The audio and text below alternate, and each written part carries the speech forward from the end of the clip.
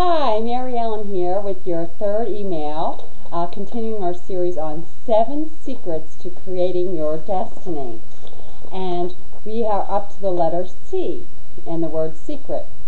And this one is so exciting, okay? C stands for creating the environment that you want. Okay, so the last email I spoke to you about how to enjoy the environment that you currently have. Now you're actually going to get to be like a kid and daydream and create the environment you want, because after all, that's what this series is all about, creating our destiny. Now, I want to give you a few little tips, for example, and some of you are probably thinking, well, Mary Ellen, how do I create my destiny? For example, here's one of the goals that I would like in the future, one of the things that I want in my destiny in the future. And that is, I'd like to have somebody do the housework. I would like to have maid service. And I have 2 small children, a 3 and a 5-year-old. And to be honest, right now, my husband and I, we have created and manifested 2 homes. We have an investment property. We're looking into more on other investments. But I just really don't want, somebody coming into my home just yet, because I love being a stay-at-home mom, and there's just things that go on here, and we had sort of made a commitment I saw in my destiny and my future to be able to stay home and be with the kids, and I felt like the first 5 years were important, that we were like the main focal point in rearing them. That was just our personal dream and destiny that we wanted to create, and we did. We found a way to stay home, bring in additional income, surpass the income that we could make, outside, working outside the home and all that. And all those things that we had actually thought about when we were living in a little apartment and didn't even have our first home, manifested and happened. But here's something that I have learned along the way to creating your new destiny. For example, my son, and he's a terrific kid, but he's 3, and he loves to climb and get into things and explore. And anybody who's had children, now maybe all of you out there haven't, but just take my word on this, some days you feel like you're cleaning up one mess after another after another. Well, I just had a day like that, I don't know, last week or the week before. It doesn't really matter, because like I said, it was just a moment in time. But it was a day, and it got a little exhausting. But instead of choosing to let it really get exhausting to me, I said, to my husband by the time he got home, and I was cleaning up the, 5th or 6th mess that was made that day, I said, who decided to give the maid off today? This would have been a really great day to have had her around. See, I acted as if that's already a part of my life. And I enjoyed going back to the first, the previous email, not the first. Well, it kind of relates to the first and the second email, but really the second one, where you enjoy the current situation that you're in, and then you bring and manifest more and better things in your destiny and to create it. So that's like one of the things that I'll say to myself.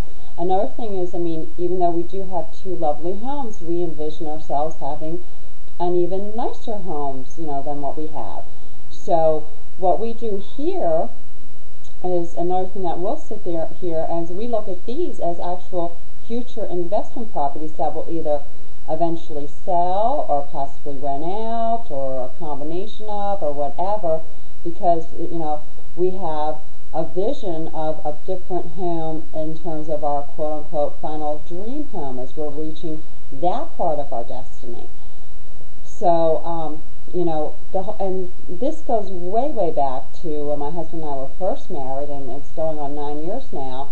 When we were in an apartment, we never saw ourselves as apartment dwellers. We always saw that just as a situation as we were waiting, well, not waiting, well, yes, looking for the house that we wanted. And, really our first home, I remember when I walked into it, we went looking and house hunting, and I just fell in love with it. It was a colonial, we still have it, built in 1901 with the high ceilings and moldings and original moldings and things like that, and it was just lovely, and it had a a yard and parking, which is very important because we were in the New York City area. And anyway, but we knew the whole time we were in the apartment that that was just a temporary situation for us, and I had always visualized the home. So, and then, a second home came about, and we could easily rent out our place, especially, in the New York City area. There's always a market there.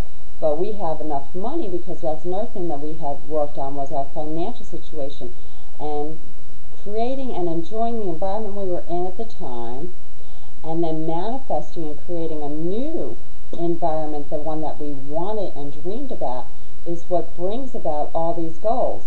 And this is what I'm trying to say to you. So you sit and you get into the environment you have, and when things happen, like as I explained, 2 weeks ago or whatever, when my son was making all those messes, instead of, oh my gosh, I'm so exhausted, what a day, I've got a migraine, I've got this, I got that. That's not what I want my destiny to be like. I made a decision. I wanted to be home with my children.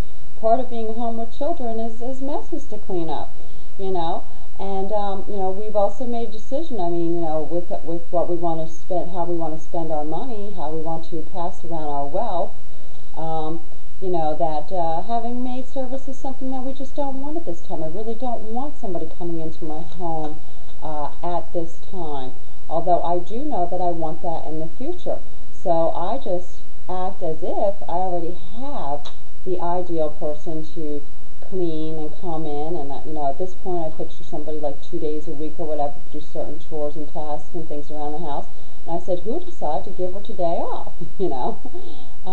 It may sound funny and it may sound ridiculous, but we've been using these kind of techniques and these kind of vocabulary changes and these types of ways that we talk to ourselves, and it works. And I'm going to get into this a little bit more in the next email. So look forward to you, as we continue this series on 7 secrets to creating your destiny. So let's get you into this positive mindset. That's the first change. And this is Mary Ellen, and look forward to seeing you on the next email.